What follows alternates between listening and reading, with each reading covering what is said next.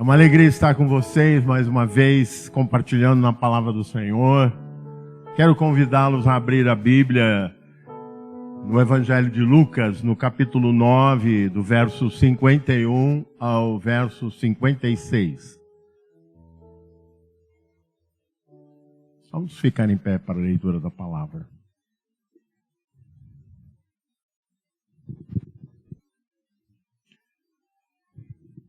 E aconteceu que, ao se completarem os dias em que ele devia ser elevado ao céu, manifestou no semblante a intrépida resolução de ir para Jerusalém.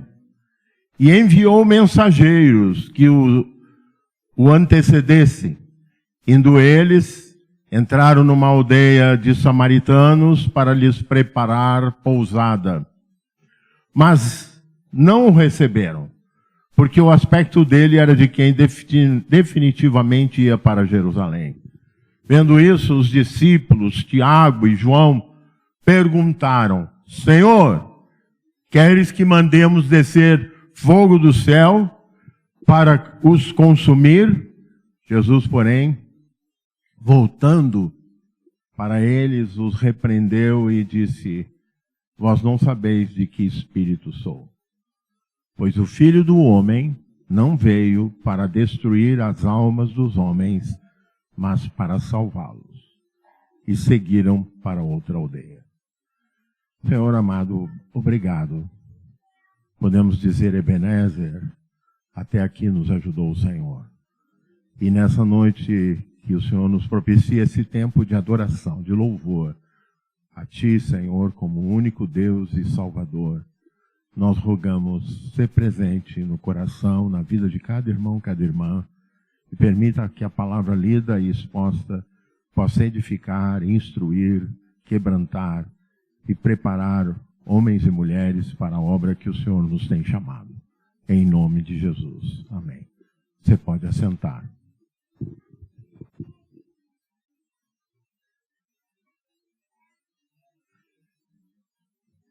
Mantenha a sua Bíblia aberta, como de costume. Eu gosto de caminhar pelo texto e seria bom que você me acompanhasse nessa caminhada. Quando Lucas coloca nos termos "e aconteceu", ele pede que nós nos reportemos um pouco antes para nós termos uma ideia como é que tal momento se tornou, digamos, vital, importante, em que Jesus assume a marcha, a caminhada para Jerusalém, sabendo o que ali lhe aconteceria. Fato já mais ou menos demarcado, eu digo mais ou menos porque os próprios discípulos não haviam entendido com clareza. Está no capítulo mesmo 9, você me acompanha, por ocasião da confissão de Pedro. Estando ele orando, verso 18 do mesmo capítulo, achavam-se presentes os discípulos, a quem perguntou: quem dizem as multidões que eu sou? Responderam: João Batista, mas outros Elias. E ainda outros dizem que ressurgiu um dos antigos profetas. Mas vós, perguntou Jesus, que dizeis que eu sou? Então Pedro falou: és o Cristo de Deus. Ele, porém, advertindo, mandou que ninguém declarasse a tal coisa, dizendo: é necessário que o Filho do Homem sofra muitas coisas, seja rejeitado pelos anciãos, pelos príncipes, sacerdotes, pelos escribas, seja morto e ao terceiro dia ressuscite. Não havia ficado claro para os discípulos, tanto que a pergunta a respeito disso voltaria em outros momentos, mesmo depois do texto que nós lemos. E esse acontecimento é o acontecimento que nós diríamos gera a sua salvação, a minha salvação, gera e dá o motivo pelo qual nós hoje estamos reunidos neste lugar. Jesus tem uma marcha, Jesus tem uma caminhada. E nessa caminhada há lições que eu gostaria de sublinhar aqui. A primeira é que, como nós vamos perceber, pelo fato dele ter enviado os discípulos para preparar pousada para eles na marcha da Galiléia para Jerusalém, é que Jesus faz uma escolha diferenciada do que os judeus costumavam fazer quando iam da Galiléia para Jerusalém ou desciam de Jerusalém para a Galiléia. Ou seja, os judeus buscavam não pisar em território samaritano. Havia uma dissidência muito grande desde o período dos babilônicos, desde a reconstrução do templo com Neemias, Sanbalá e outros eram samaritanos. E os samaritanos, como ficavam a província mais ao norte, quase sempre acabavam fazendo algum tipo de acordo para não serem supliciados. E aí então as resistências ao norte diminuíam e chegavam os exércitos, ora dos assírios, ora dos babilônicos, mais tarde dos gregos, e tomavam a cidade e cercavam Jerusalém. E por isso havia um cisma, especialmente por conta dos supostos acordos que os samaritanos fizeram, mas mais ainda porque quando houve a tomada dos assírios, eles tinham por estratégia trazer os povos já dominados para aquela terra, para criar um clima de desapego pela terra, e levavam as principais lideranças. E houve casamento de judeus samaritanos com gentios. Então havia uma soma de razões pelas quais eles estavam bloqueados, estavam impedidos de reconhecer aos samaritanos como irmãos. E aí a contrafacção, ou seja, a oposição a isso também ocorre. Eles chegam até a aldeia dos samaritanos para buscar pousada e são imediatamente recusados. São, diríamos assim, rejeitados. E eu fico a imaginar algumas das razões pelas quais eles foram também rejeitados. Uma delas, com certeza, deve ter ocorrido como Pedro fez quando Deus tocou o coração dele para ir até a casa de Cornélio, o centurião romano. Não sei se você está lembrado. Pedro vai chegar na casa de Cornélio, bate a porta, porque um anjo tinha mandado ele fazer isso. Ainda que ele soubesse que Deus o estava enviando, ele chega na casa de Cornélio, Cornélio abre a porta e ele diz assim: você sabe que não é lícito um judeu como eu entrar na sua casa. Ou seja, é como se alguém batesse na sua porta e dissesse assim: olha, eu estou vindo hoje aqui, mas você é um impuro, você não presta, você não vale nada, mas Deus mandou eu vir aqui. Eu não sei como é que você receberia uma pessoa assim, mas eu fico imaginando que se recebesse, não receberia de bom grado. E eu acredito que aquele episódio da experiência de Pedro com Cornélio tem um milagre também acontecendo, porque é quase impossível imaginar que uma pessoa aceite tanta afronta, ainda mais sendo um nobre, um centurião, alguém de destaque da corte romana. Sabe qual foi o milagre? Eu acho que Deus tornou os ouvidos de Cornélio surdo para tanta afronta, já que o Espírito de Deus já estava operando também sobre a vida de Cornélio. E a coisa é tão forte, essa oposição, judeus puros e samaritanos impuros, ou os gentios impuros, que Pedro começa a pregar, e no meio da pregação o Espírito Santo é derramado. E eu acredito que Pedro ia cumprir a tarefa, mas nem apelo ele ia fazer. Porque muitas vezes nós nos colocamos numa condição de puritanos, de pessoas que temos já uma graça, e olhamos muitas vezes as pessoas que estão na miséria e no pecado sem lembrar que em algum momento passado nós também já estivemos na miséria do pecado. Foi tão forte que antes que ele terminasse o sermão, o Espírito Santo é derramado. Antes deles serem batizados nas águas, foram batizados com o Espírito Santo. Porque Deus é Deus. Ele faz as coisas do jeito dele, como ele quer. Diga para o seu irmão, Deus é Deus. E ele faz como ele quer. Mas nós temos, muitas vezes, os nossos estereótipos, os nossos modelos, que nós aprovamos, que parte, muitas vezes, de modelos culturais, parte de experiências nossas em relação à simpatia. Mas eu não olho dessa maneira. Deus gosta do improvável. Gosta de pegar o que está no fim da fila e botar na frente da fila. Fez isso com Davi. Esses samaritanos, esses mesmos samaritanos que rejeitam, vão se tornar depois o segundo lugar da descida do Espírito Santo. Depois de Jerusalém, começa um avivamento em Samaria.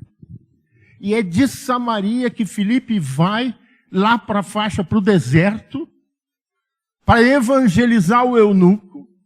Para você ter uma ideia, ele está no meio de uma cidade, de uma região, mais que uma cidade, Samaria. Deus está derramando bênçãos. E esse homem, chamado Filipe, de repente, Deus toca nele. Você agora vai para o deserto, para o sul de Judá, para a faixa de Gaza.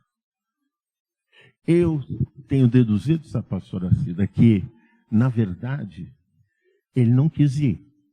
Não está escrito isso, não. Por que eu deduzo isso? Porque ele foi arrebatado. Ele foi transladado, na verdade, de Samaria para Gaza. Porque o texto diz assim, de repente, ou seja, Filipe achou-se em Gaza. Ou seja, não diz que ele saiu de Samaria e foi para Gaza. Diz que Deus o transladou.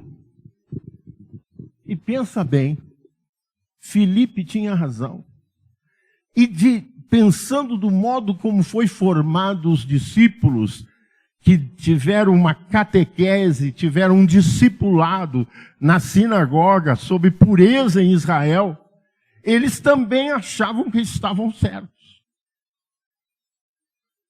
Filipe, certamente, o texto não nos dá todos os detalhes, mas certamente ele foi contrariado. E ele morreu, irmãos e irmãs, sem saber a obra tremenda que Deus suscitou através da vida dele. No norte da África, só tem um país que tem maioria cristã, a Etiópia. E sabe qual é a tradição da igreja da Etiópia? De que o seu patriarca foi aquele eunuco evangelizado por Filipe. O teu Deus enxerga mais longe que você. O teu Deus vê o impossível e faz o impossível. Os discípulos chegam até o lugar, são rejeitados, e aí a carne fala, não é verdade? Pensa bem. Se alguém te xinga, se alguém fala mal de você, qual é o seu estado de espírito? A primeira noção é sentir a manifestação, o desejo de responder no mesmo tom. O que você faz quando alguém te dá uma fechada no trânsito? Meu sogro, o reverendo Luiz, não falava palavrão, não. Ele dizia assim, seu abóbora, seu melancia, só para não usar palavrão. Mas a intenção era a mesma, né? Xingar o outro.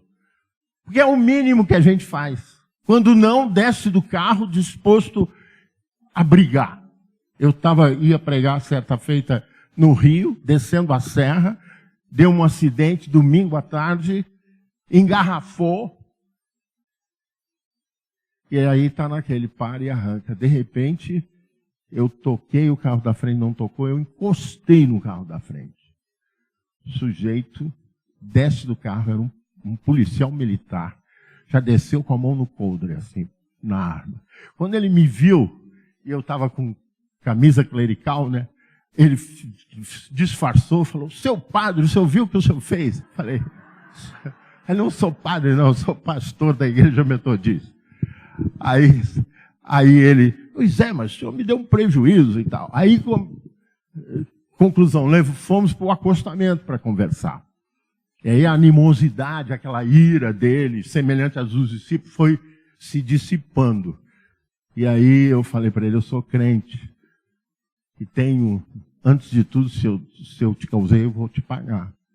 Mas eu tenho uma coisa muito melhor do que pagar o conserto do seu carro, que é Jesus. Ele falou: isso é coisa da minha mulher. Aí quem não entendeu fui eu. Falei: mas como da sua mulher? Minha mulher é crente, vive orando por mim. Aí eu vou ter um acidente logo com um pastor. Ele falou para mim. Ou seja, Deus prepara situações, às vezes adversas, como foi o caso dos discípulos, para abrir uma janela, para nós entendermos os propósitos de Deus. Como o pensamento, como disse Isaías no capítulo 55, ele diz que os pensamentos de Deus são mais altos que os nossos pensamentos.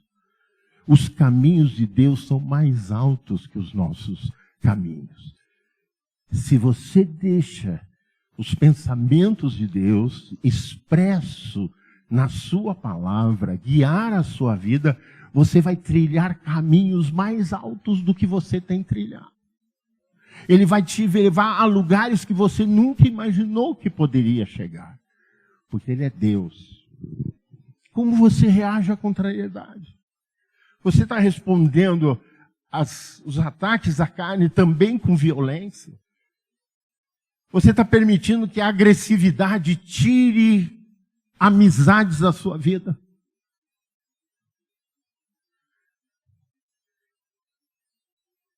Diz o texto que Jesus manifestou intrépida resolução de ir para Jerusalém. E quando você está no foco de Deus, como Jesus estava, os obstáculos crescem. Na medida que você faz uma escolha pelo Senhor, você vai enfrentar, porque quando você não está alinhado com Jesus, acontece muita coisa ruim. Mas quando você está alinhado com Jesus, e o diabo sabe disso, ele começa a levantar grandes oposições. E aquilo não foi casual. A escolha de Jesus de ir pela Samaria era o caminho mais reto. A escolha de Jesus de ir pela Samaria era também uma escolha missionária. Deus permite muitas vezes situações na nossa vida que a gente não planejou, não imaginou, exatamente para realizar um propósito dele. E quer te usar. Agora, depende da nossa sensibilidade, coisa que faltou num primeiro momento aos discípulos, que tiveram que passar por uma exortação. Uma irmã que se converteu na minha igreja, o marido era um engenheiro, um fazendeiro da Bahia, tinham muitos recursos, mas a vida dela era uma tragédia por causa da situação do casamento e, acima de tudo, os 3 filhos drogados, 2 rapazes e uma moça, mas o homem não queria saber de jeito nenhum de igreja. Ela não me contava, mas eu já havia proposto de ir lá, ela sempre ficava adiando. Mas quando a situação apertou de tal maneira, ele disse: tá bom, já que ele quer vir aqui orar, eu não acredito nisso, acho que pastor é tudo uns exploradores, etc., e aqueles adjetivos que é frequente um incrédulo que não conhece a obra de Deus dizer. Mas deixou claro: eu não vou recebê-lo, não quero nem ver o pastor. Eu fui, era um prédio ali no Leblon, aqueles prédios chiques, né? Quando eu cheguei na portaria, o porteiro falou para mim assim: pastor, o senhor vai ter que ir pelo serviço que o elevador social deu pane, a gente chamou o técnico, mas ainda não chegou. Falei, tudo bem, vou eu, na maior inocência, para o elevador de serviço. Entrei no elevador de serviço, quando chegou no andar, o elevador de serviço dava para a porta da cozinha.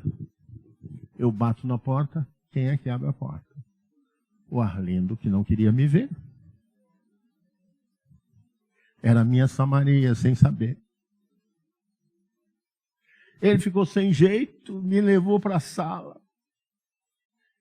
E aí, o homem que não queria me ouvir, acabou sentando.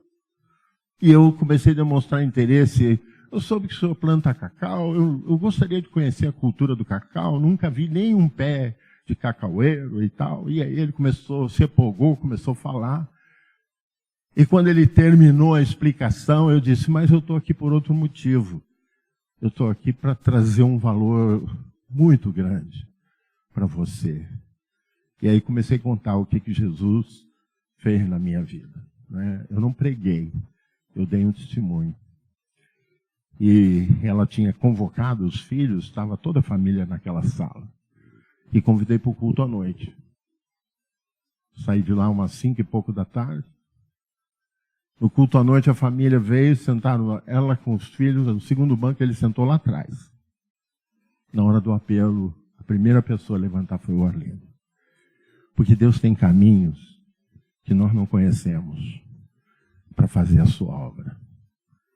O caminho da Galileia para Samaria passava pela restauração do povo judeu, do povo samaritano. Passava por trazer reconciliação onde havia ódio, trazer amor onde não havia sentimentos positivos, havia só maldade. Os caminhos de Deus mudam a sua história, mudam a minha história. Os discípulos não estavam ainda nesse caminho. Voltaram para Jesus e disseram, Senhor, queres que mandemos descer fogo dos céus? Seja sincero comigo. Você já não teve vontade que caísse fogo do céu sobre alguém? Mas não é assim que Deus age. Por isso ele foi para a cruz do Calvário. Morreu na cruz para te salvar. A grande lição é o amor. Nós estamos vivendo um tempo de muito ódio. Você entra nas redes sociais e é pessoas ferindo umas às outras. Está faltando um derramar do Espírito de Deus. A palavra diz que o fruto do Espírito é o amor. Nós precisamos experimentar, porque você não vai dar aos outros aquilo que você não tem. Você vai dar aquilo que Deus te deu, que encheu o seu coração. Ao invés de você desejar um batismo de fogo e destruição, não é um batismo do Espírito Santo com fogo, mas um batismo de destruição, você vai aprender o caminho de Jesus. Jesus disse para eles, vocês não sabem de que espírito sois. Qual o espírito que guia a sua vida? O que realmente decide as suas escolhas? Quando a gente abre o Evangelho de Marcos, Marcos é o evangelho mais abreviado e ele começa com uma frase que diz assim, princípio do Evangelho de Jesus Cristo, Filho de Deus. Ou seja, o Evangelho é aquela boa notícia que onde há morte ele traz vida, onde há desesperança ele traz esperança, onde há enfermidade ele quebra os laços da enfermidade. Isso é o Evangelho de Jesus. Mas o mais interessante, amados irmãos, é que na sequência, para que não houvesse dúvida, Marcos recolhe a experiência do batismo de Jesus.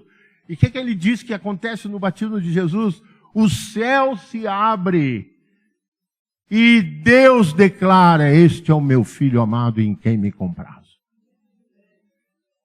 Mas para que não houvesse dúvida, você continua a leitura no mesmo capítulo 1.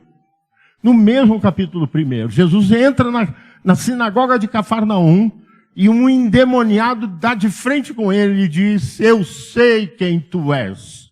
Vieste para perder-nos. Tu és o Santo de Deus. Tu és o Filho de Deus. Queridos, a Bíblia mostra que o testemunho é que o Evangelho é para salvação e reconstrução de vidas. Deus declara. Até o inferno confessa que Jesus é o Filho de Deus. E você? Qual é a sua confissão? Qual é a sua escolha? Porque essa decisão é mais, amados irmãos, é mais do que uma decisão de estar no altar. É importante estar no altar, fazer a entrega. Mas é uma decisão que pede continuidade. Você vai ter que dizer não para o diabo, não para a carne, sim para Deus. Não para a carne, sim para Deus. Porque muitas vezes, eu já falei isso aqui, a nossa carne gosta de vingança. A gente não quer que as pessoas que nos fizeram mal sejam felizes, nós queremos que eles sejam infelizes. Esse é o espírito da carne. Mas o espírito da carne, não é? Jesus, Paulo diz que nós temos que mortificar os feitos do nosso corpo, pregando a nossa carne na cruz, para que o Espírito gere em nós uma nova criatura, um novo nascimento, um novo tempo. Porque o Deus da Bíblia faz coisas novas e pode começar hoje contigo. Nós vamos ficar em pé.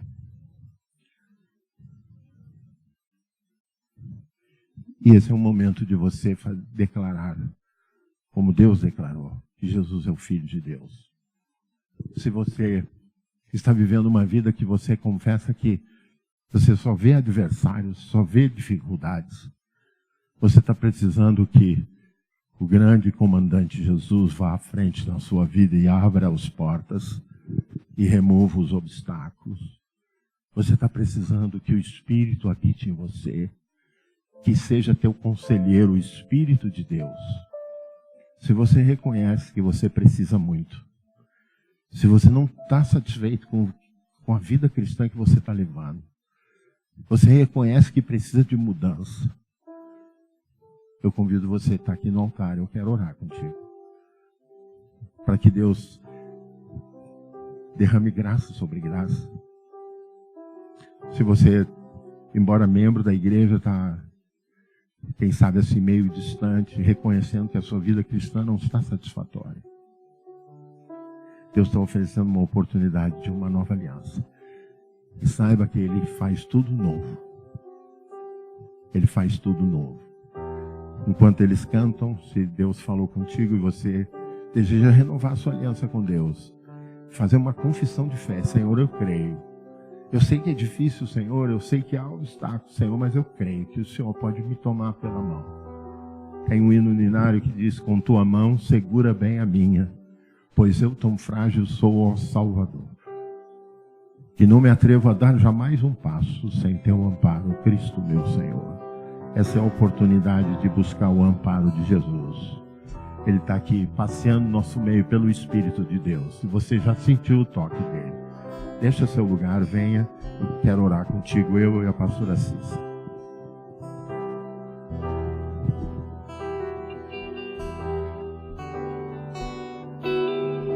Aquele que era, aquele que é e que há de vir. Se você que está aí ainda não tomou uma decisão por Jesus, venha para a companhia de Jesus. Vem estar com Jesus. Deixa Ele guiar a sua vida. Deixa Ele tomar o governo da tua casa, o governo da tua vida. Deixa Ele dar o rumo, como Ele deu o rumo certo, atravessando Samaria, rumo à missão que Ele tinha. Deus tem uma missão para você também. Não resista. Entregue. Não desanime. Levante do seu lugar. Se Deus falou contigo, vem estar.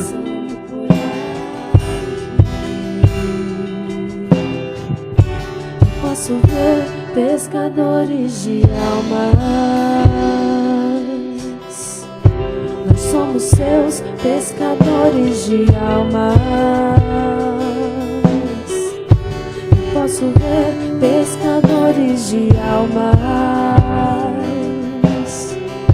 Nós somos seus pescadores de almas, improváveis, mais sensíveis, ousados para se render, improváveis, mais sensíveis. Jesus chama, Jesus convida, Jesus nos guia, e nos passos de Jesus coisas extraordinárias e sobrenaturais acontecem. Confia no Senhor, entrega o teu caminho ao Senhor, confia nele, e a palavra diz que o mais ele fará, que ele faz coisas grandes. Amém, Jesus. Você que está na congregação, meu irmão, minha irmã, erga suas mãos para interceder pelas pessoas que aqui estão à frente.